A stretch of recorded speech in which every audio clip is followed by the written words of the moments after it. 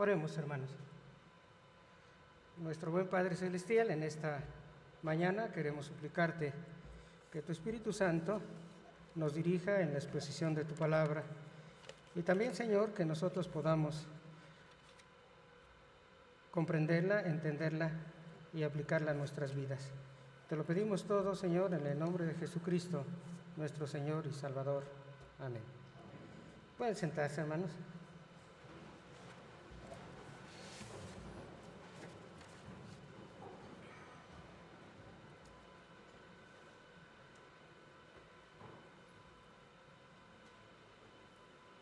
Con toda seguridad, nosotros hemos escuchado, incluso pudiera ser que alguno de nosotros en algún momento lo hayamos dicho, lo siguiente: yo no necesito reunirme con la iglesia, pues yo en mi casa oro a Dios, leo la Biblia y hasta canto y alabo a Dios.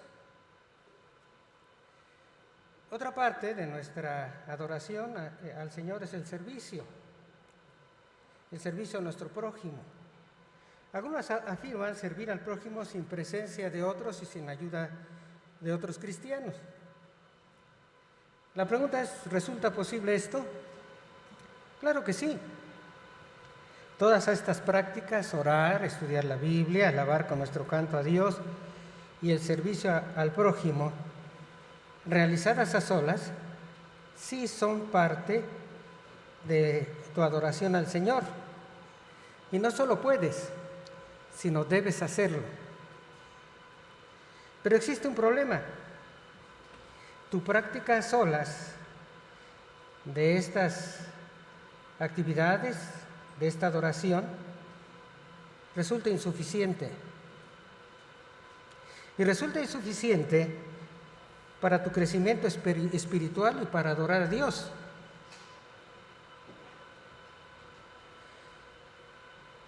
¿Qué te falta? Que te congregues con la iglesia. La voluntad de Dios expresada en las Escrituras para nuestra vida cristiana nos enseña que es esencial para ti, para mí, para todos, la práctica de la adoración en la comunidad, en la iglesia, junto con el cuerpo de Cristo, reunidos con Él. ¿Por qué es esencial congregarnos con una iglesia local? Voy a dar 4 razones. Una, cada creyente pertenece a una iglesia local. Cada creyente pertenece a una iglesia local. 2, la adoración congregacional es hermosa para Dios. 3, el Espíritu Santo dirige a los creyentes congregados. Y 4, la comunión cristiana plena se da en la iglesia reunida.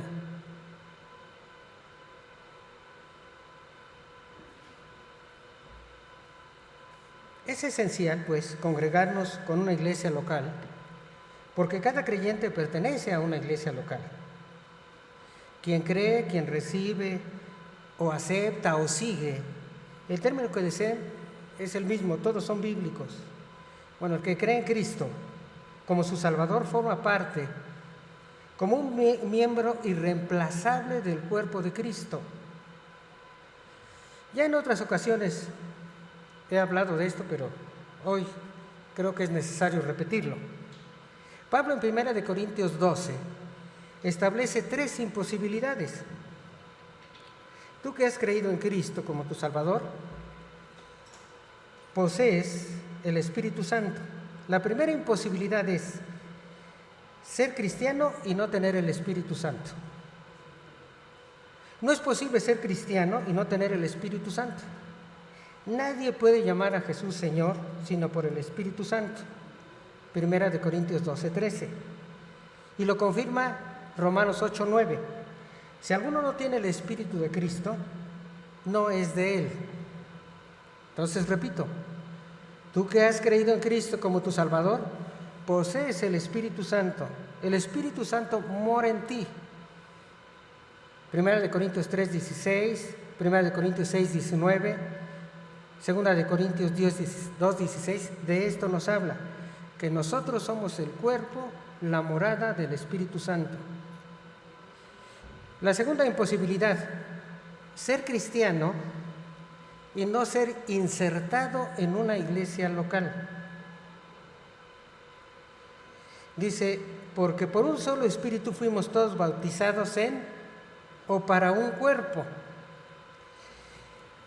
Nosotros también, así se ha enseñado porque lo dice la Escritura, para ser bautizados se requieren varios elementos, un bautizador, un bautizado, un elemento y un propósito.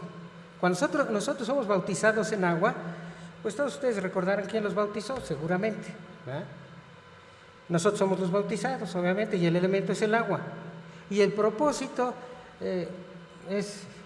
es un poco complejo, ¿verdad? Pero tiene todos estos propósitos. Primero, nosotros al ser bautizados dramatizamos la muerte de Cristo y su resurrección, pero también la nuestra.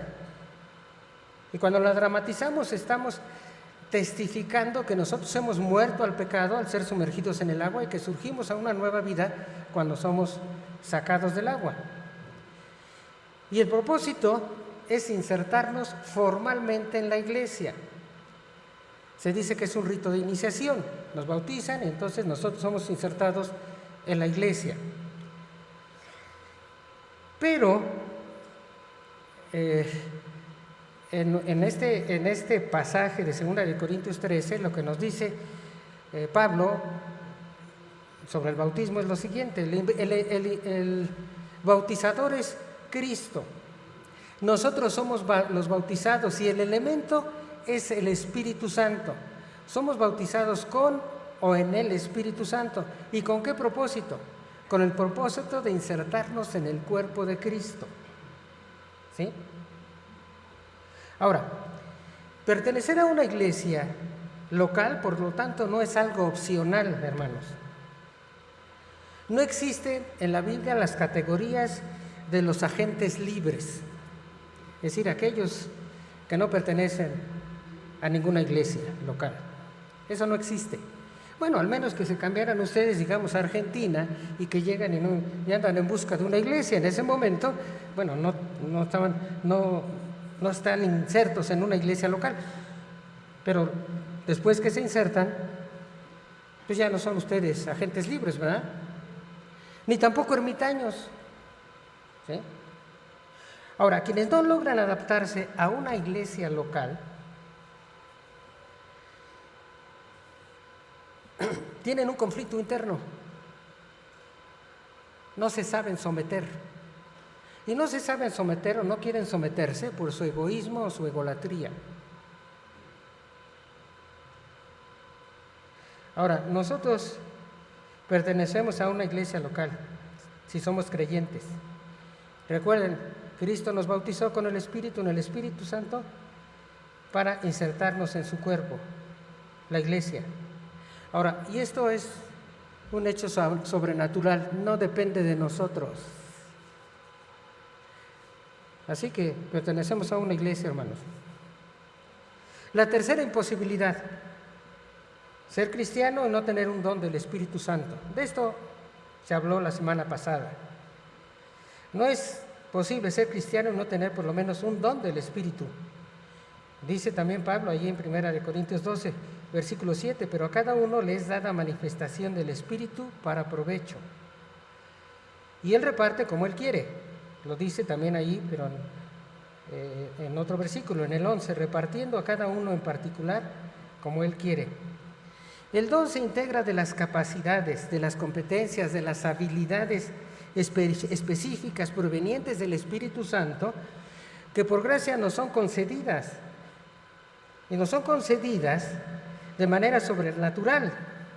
¿Para qué? Para servir con poder y cumplir una función específica y exclusiva en la edificación del cuerpo de Cristo, la iglesia. Cabe destacar, hermanos, que los dones, los servicios y el poder son, desde nuestro punto de vista, sobrenaturales, provienen de la Trinidad. También esto lo pueden ustedes ver ahí en 1 de Corintios capítulo 12. Por último, la Biblia enseña que los dones se ejercen en la iglesia local y se ejercen para crecimiento de la iglesia local. La segunda cuestión, es esencial congregarnos con una iglesia porque la adoración congregacional es hermosa para Dios, hermanos. La alabanza de los salvos congregados como iglesia agrada a Dios. Leímos ahí en el Salmo 33, versículos 1 al 3, lo siguiente: Alegraos, oh justos, en Jehová, en los íntegros es hermosa la alabanza. O, como traduce la Biblia de Jerusalén, la alabanza es propia de los hombres rectos. Versículo 2 dice: Aclamad a Jehová con arpa, cantadle con salterio y decacordio, cantadle cántico nuevo, hacedlo bien o con destreza, tañendo con júbilo. También se traduce la Nueva Versión Internacional: den voces de alegría.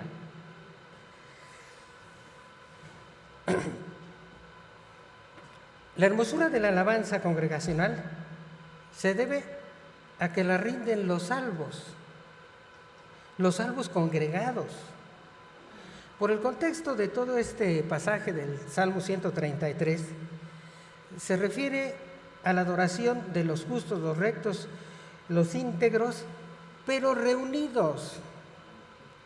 Lea nuevamente el Salmo en su casa y ustedes van a notar cuántas veces se menciona el pronombre personal en tercera persona, en primera persona, de plural, también en tercera, porque también habla de ellos, ¿sí? Y muchos verbos están conjugados en plural. Se refiere pues a la congregación, al pueblo, a los creyentes, ¿sí? También existen por ahí en el Salmo varios sustantivos que implican una colectividad, entre otros la tierra, los habitantes del mundo, la nación, el pueblo, los hijos de los hombres, todos, ¿sí? Ahora, refuerza este principio de los creyentes congregados en el Salmo 111, versículo 1, que también leímos: Alabaré a Jehová con todo el corazón en la compañía de la congregación de los rectos. La hermosura, pues, de la alabanza congregacional se debe a que la rinden los salvos justos. Ahora, solo existe una manera de ser justo, hermanos. Somos justificados por la muerte de Cristo y su resurrección, y nos apropiamos de esa justificación por la fe. Dice allá Romanos, el final del capítulo 4, Jesús, Señor nuestro, el cual fue entregado por nuestras transgresiones y resucitado para nuestra justificación. Y luego el versículo 1 del capítulo 5 dice: justificados pues por la fe, tenemos paz para con Dios por medio de nuestro Señor Jesucristo. Y acuérdense, hermanos, ven sus Biblias ahí, así en donde puedan, no menos en Salmos, pero donde quieran. Y ustedes van a ver qué es lo que significa estar justificado. Vean del lado derecho, todas las líneas están derechitas, del mismo tamaño, ¿verdad? Eso es justificar.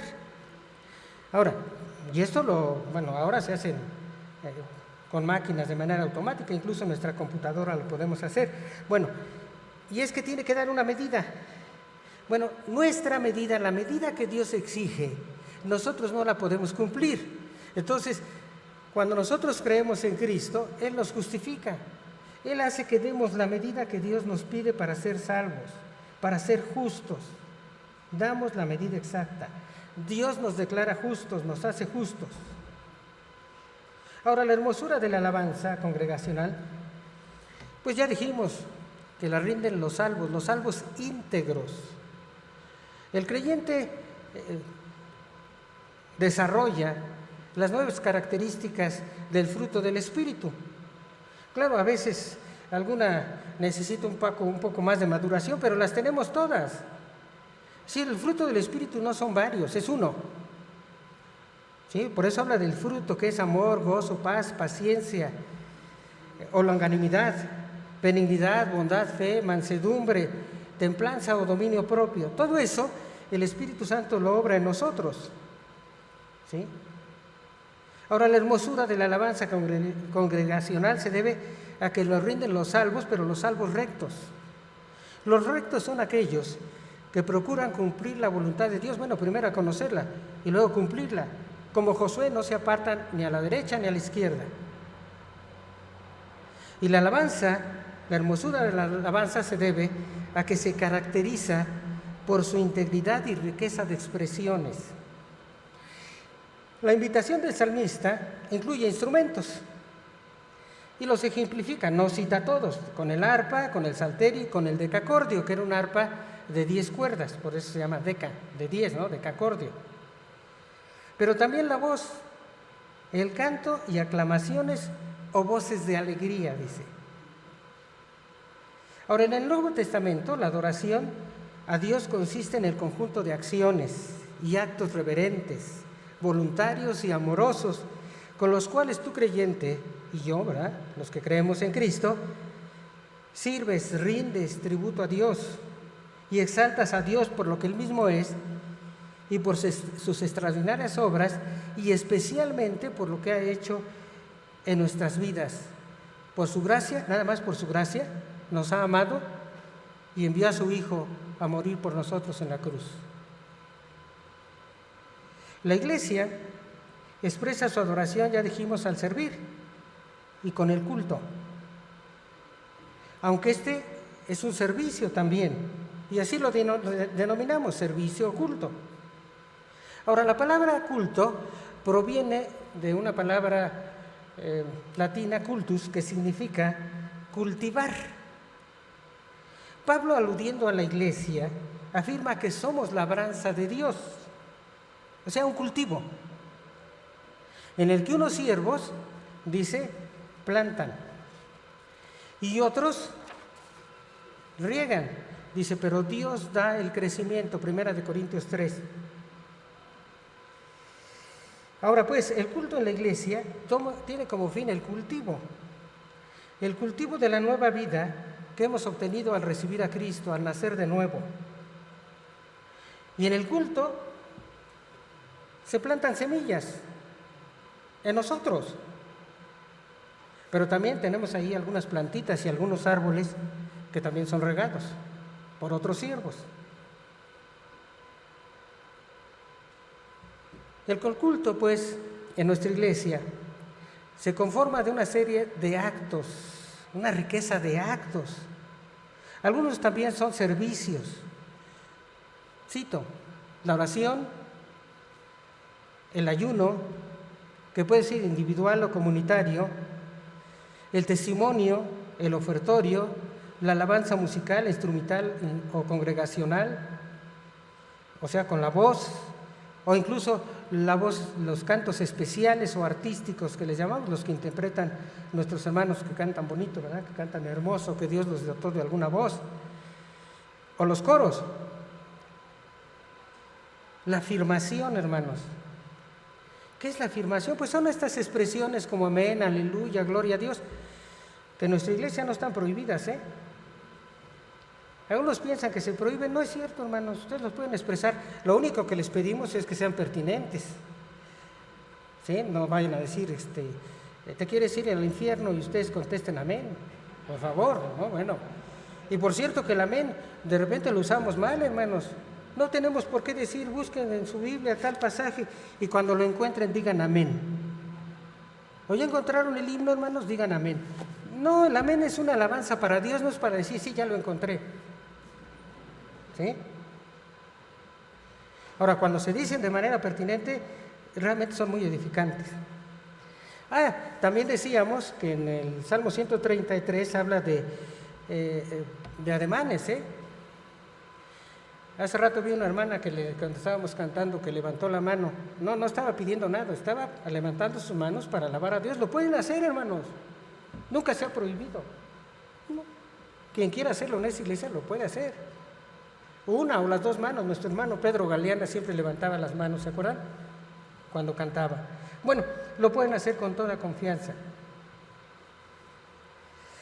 Y hay un acto, hermanos, conmemorativo, rememorativo, que solo lo podemos obedecer cuando estamos reunidos en la iglesia o con la iglesia.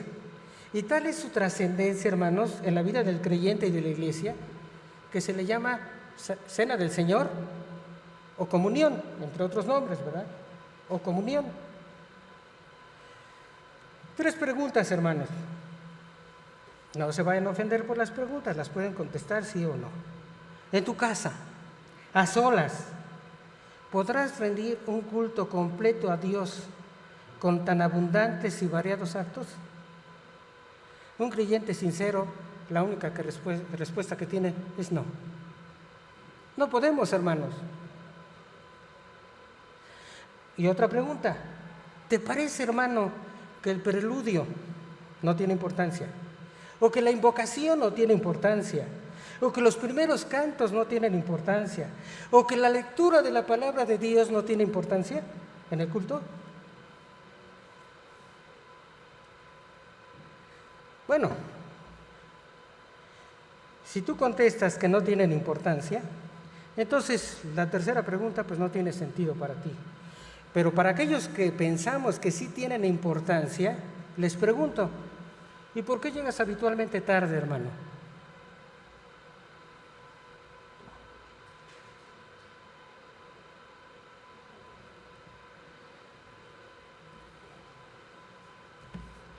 Ahí les dejo la pregunta. La hermosura de la alabanza congregacional se debe a que procuramos dar la debida honra a Dios, la honra que Él merece. El salmista exhorta, allá en el Salmo 96, 8, dad la honra debida a su nombre. ¿Qué significa? Significa una alabanza acorde con la naturaleza, grandeza de nuestro Dios, nuestro Creador, Redentor, Salvador y Sustentador. Esta honra, para que sea debida a su nombre, debe contar con la perspectiva correcta, un corazón renovado. Existe por ahí una interpretación muy popular y peligrosa que algunos pregonan. Erróneamente dicen que cantar un cántico nuevo se refiere a cantar cada domingo, siempre que se pueda, himnos nuevos y desechar toda la tradición musical evangélica que se ha acumulado durante siglos y que es muy rica, hermanos. Y tratan de introducir constantemente nuevos cantos con los ritmos de moda, con los instrumentos de moda, con los que están a nuestro gusto, ¿sí? Que desaparecen muy rápido. ¿Sí? El hermano Samuel Lascari decía que tienen vida de mosquito, ¿sí? Aparecen y desaparecen muy rápido. Estos olvidan que el canto en la iglesia es en primer lugar para Dios, no es para nuestra autocomplacencia y menos, hermanos, para complacer al mundo. Los judíos hacían un incienso para el culto con ciertas sustancias y solo podían dedicarlo al culto, hermanos. Escribió Moisés que era cosa santísima y estaba prohibido que hicieran un incienso igual simplemente para olerlo, para complacerse. No podían hacerlo. Y dice que lo haga con estas sustancias solo para olerlo será cortado de su pueblo. Lean ustedes esto allá en Éxodo 30. El canto que se compone para Dios nos debe agradar, hermanos. Pues tenemos que cantar algo que sentimos, que esté de acuerdo con nuestra idiosincrasia, con nuestra cultura, pero no se hace para agradarnos a nosotros mismos. Dirán, ay, hermano, entonces, ¿cómo es esto? Que sí, que no. Bueno, lo podemos ejemplificar muy fácil. Hermanas, bueno, y ahora también, yo no cocino, pero hay hermanos que sí cocinan, ¿verdad? Mis hijos cocinan y cocinan bien, ¿verdad? Cuando hacen algo especial que a ustedes les gusta, pero que no lo hacen para ustedes, sino para su familia, para sus amigos, para un invitado especial, ¿no se da esto? Lo hacen porque les gusta, pero no lo hacen para ustedes, lo hacen para otro. Así debe ser nuestro canto, hermanos. Se debe componer para Dios, pero no para complacernos a nosotros. Sí nos debe gustar, no podemos hacerlo de otra manera, pero sí se puede. Ahora, ¿cómo se origina esto que llamo nueva perspectiva? Miren, un canto puede ser muy reciente o muy antiguo. Hoy un hermano me decía que le encanta Castillo Fuerte es nuestro Dios. 450 años que se compuso, hermanos. Y me estaba diciendo, me encanta, hermanos, ese himno. Bueno, hay himnos muy viejos que nos gustan y hay unos himnos nuevos también que nos agradan, pero que no lo hacemos para complacernos, sino para complacer a Dios. No importa si el canto es nuevo o viejo, lo que importa es tu corazón, hermano. La perspectiva correcta la da un corazón nuevo, renovado, sensibilizado por la obra del Espíritu Santo. Cuando esto sucede, cuando hay una nueva vida, cuando nos sensibiliza el Espíritu Santo, nuestra perspectiva cambia. El canto no cambia, hermanos, es el mismo. Lo que ha cambiado es tu corazón. Hay un cántico nuevo, aunque sea viejo o aunque sea nuevo. Es nuevo para ti. Y miren, esto lo hemos experimentado aquellos que fuimos criados en hogares evangélicos, que asistimos a la iglesia desde niños, pero con los que nos convertimos en la juventud o en la adultez. El canto cambia. Es otro. Pero no cambió el canto, cambiamos nosotros. Escribimos en el boletín, ustedes lo pueden leer, la exhortación cantad le cántico nuevo no alude a la fecha de la composición del cántico, sino se refiere a un cántico antiguo o moderno proveniente de un corazón salvo, nuevo.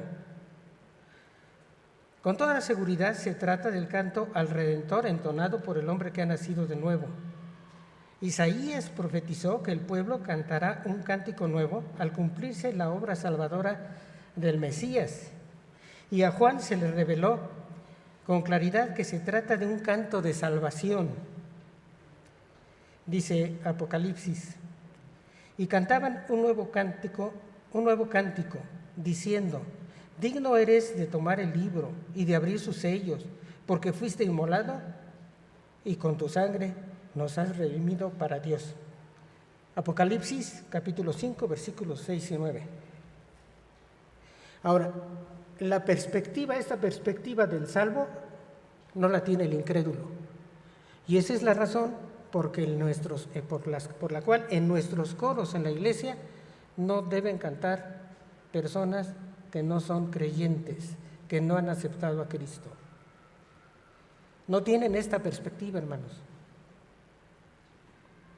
Ahora, la hermosura de la alabanza congregacional se debe a que se exhorta a que se dé con júbilo, dice, y bien, con destreza. Miren, el júbilo individual a solas jamás igualará al júbilo congregacional, comunitario, porque la emotividad, hermanos, de estar juntos, al estar juntos, el júbilo se comparte, la emotividad se comparte, se crea una sinergia. El resultado de dos personas que están jubilosas y cantan juntos es mejor que el júbilo que usted puede cantar allá solas y yo allá solas. ¿Sí? Es distinto, hermanos.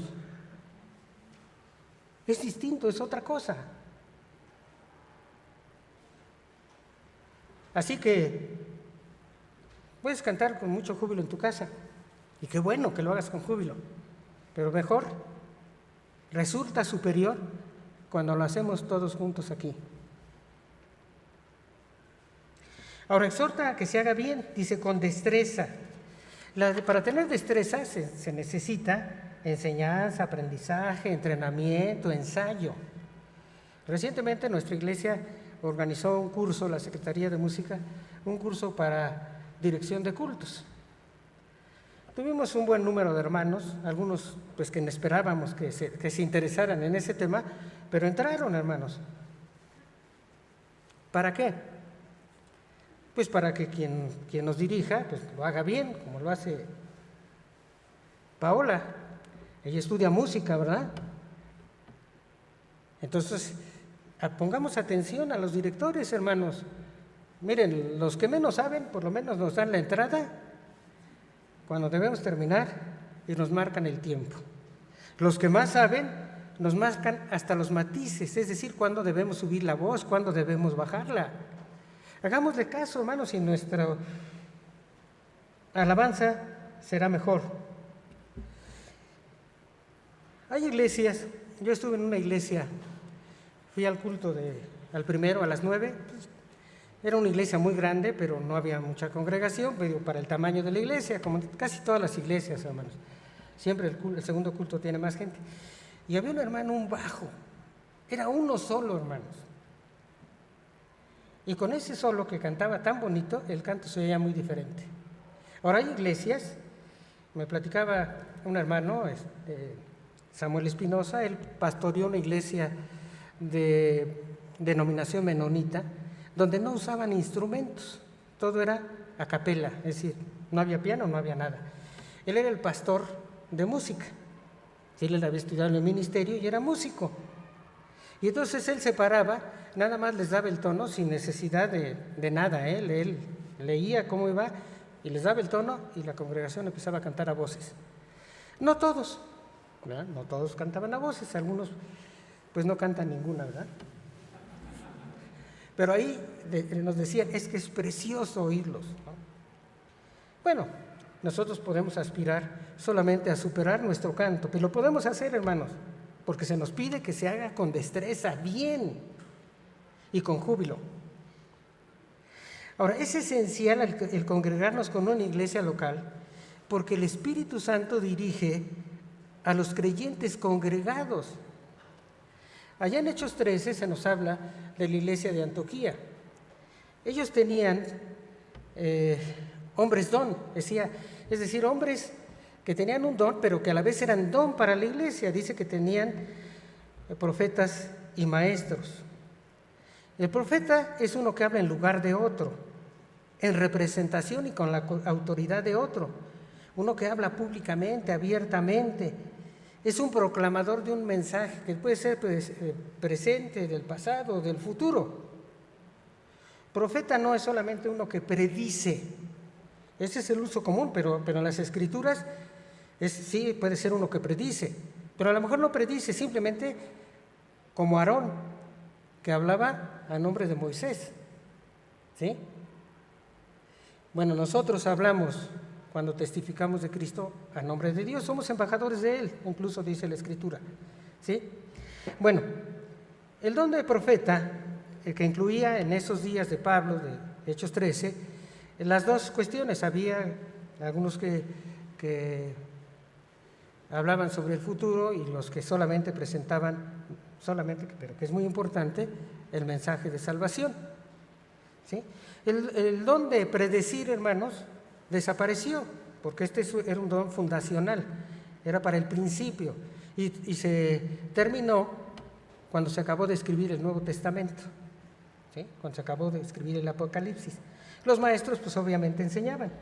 Ahora, a los que escogieron, porque el Espíritu Santo, cuando la iglesia estaba reunida y orando, ayunando, escogieron hombres con diferente preparación. Miren, Bernabé era levita, Simón era un judío y tenía por sobrenombre Níger, indica que era de raza negra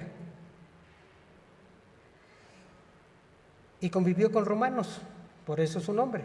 Lucio de Cirene, Cirene era una ciudad del norte de África. Manaén fue educado en Roma entre futuros gobernantes, Herodes el tetrarca y Cayo, quien después cambió su nombre y fue emperador, Calígula. Saulo era un fariseo educado por rabinos en la escuela rabínica y originario de Tarso. Tenían una característica en común, ¿sí? O varias. Hablaban arameo, que era la lengua de los judíos, pero hablaban también griego, porque eran helenistas. Si ustedes ven, ninguno había nacido en Palestina. Y algunos de ellos seguramente que hablaban latín también. Servían con sus dones, eso dice, ministrando estos al Señor. Los 5, Bernabé, Simón, Lucio de Cirene, Manaén y Saulo, estaban ocupados edificando a la iglesia. No estaban atravesando un tiempo de receso, ni buscaban un trabajo específico, ni aspiraban a ningún puesto. Servían. Eso era lo que estaban haciendo, hermanos. Estaban sirviendo. Y entonces la iglesia congregada, el Espíritu Santo les habla y les dio el mandato de separar a Bernabé y a Saulo para la obra que los ha llamado, dice. Y luego la iglesia oró y ayunó nuevamente junta. Les impusieron las manos y los despidieron. El verbo despedir, traducido como despedir, significa los libraron. En otras palabras, les quitaron todas las responsabilidades que tenían en la iglesia porque iban a hacer otra distinta. Que se fueran a otras naciones, que fueran evangelistas. Ahora, si nosotros analizamos la selección que hizo la iglesia dirigida por el Espíritu Santo, pues solo podemos decir, pues es que solo pudo haber sido el Espíritu Santo. Miren, enviaron a los hombres idóneos para una obra que no se había realizado hasta ese día. Habían recibido los dones del Espíritu Santo indispensables para ejecutar esa obra. Llevaban una profunda vida devocional, poseían la capacidad intelectual y social para cumplir esa obra. Contaban con la experiencia que habían obtenido en el servicio constante a Dios para desempeñar su obra y estaban muy ocupados sirviendo a la iglesia.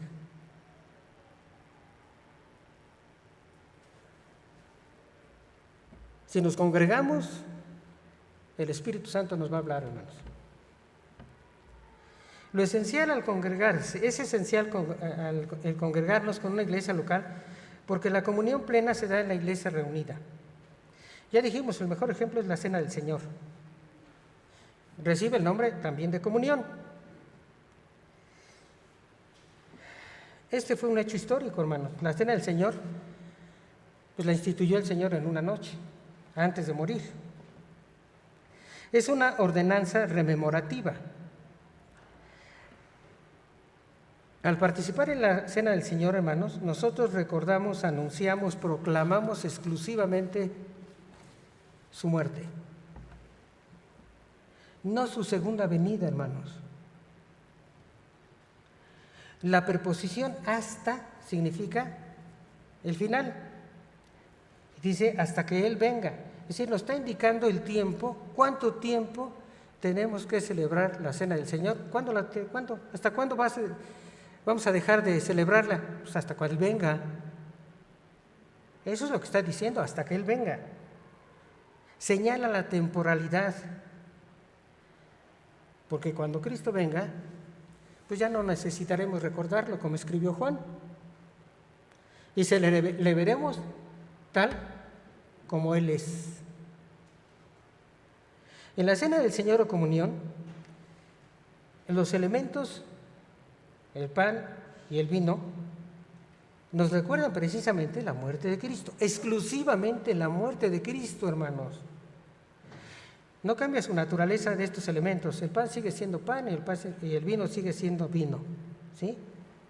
Ahora, el pronombre esto, que se encuentra ahí en 1 Corintios 11:24 y en Mateo 26, 26, es un pronombre neutro, no concuerda con el pan. ¿Ya? ¿Esto pan? Pues no. Y eso lo que significa es que es solamente que lo simboliza. Entonces, el pan simboliza el cuerpo, el vino o la copa, la sangre de Cristo derramada para remisión de nuestros pecados.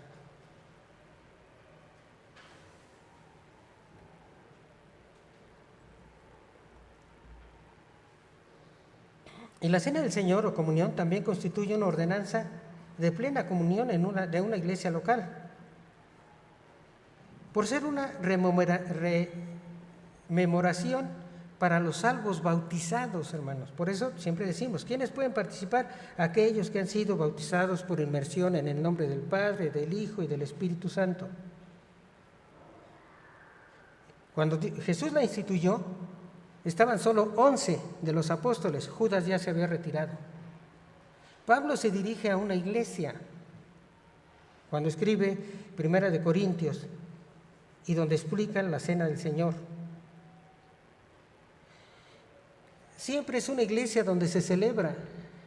No encontramos en el Nuevo Testamento un relato de un caso que la cena del Señor se haya servido a un individuo.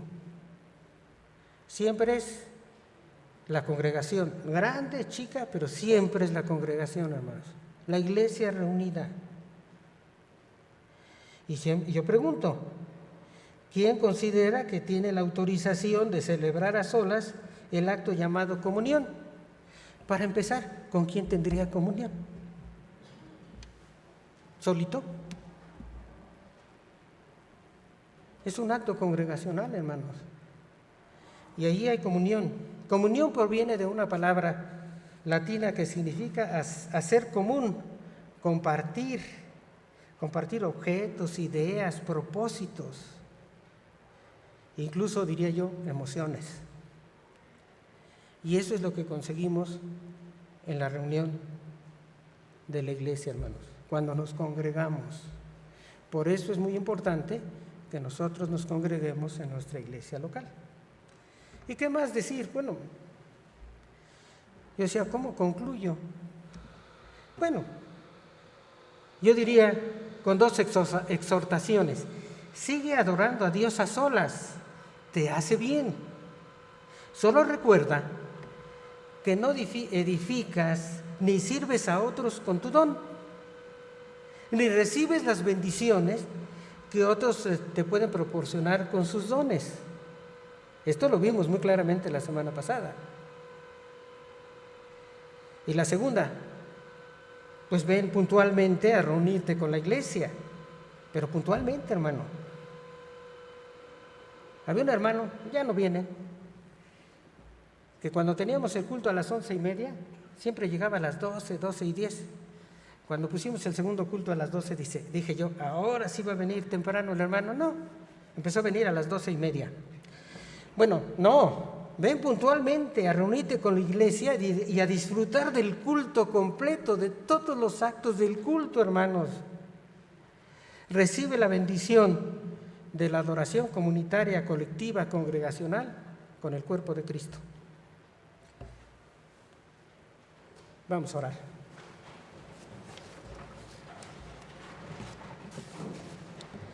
Padre Celestial, te damos gracias porque nos has salvado, ¿no? Enviaste a tu Hijo a morir por nosotros en la cruz y a que resucitara para que nosotros pudiésemos ser justificados. Gracias, Señor, también porque nos has insertado, nos has bautizado con el Espíritu Santo y nos has insertado en tu cuerpo en la iglesia. Señor, que estemos plenamente conscientes de eso y que estemos plenamente conscientes que necesitamos la vida del cuerpo para nuestra edificación, para ejercer nuestro don, para servirte. Te lo pedimos todo en el nombre de Cristo Jesús. Amén.